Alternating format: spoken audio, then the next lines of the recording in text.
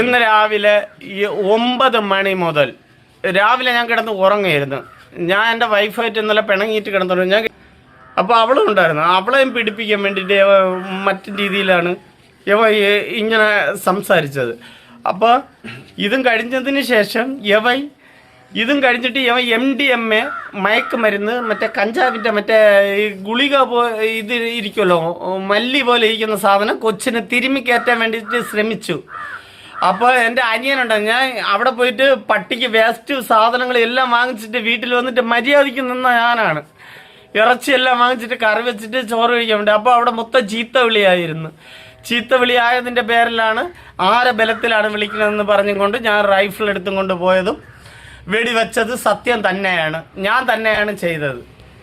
നിങ്ങളെ ഒരു ഉപദ്രവിക്കാൻ ചെയ്യാൻ വേണ്ടി അവന്റെ കയ്യിൽ വാളുണ്ട്, അവന്റെ കയ്യിൽ 2-3 വാളുണ്ട്, MDMA എല്ലാ കാര്യങ്ങളും ഉണ്ട്.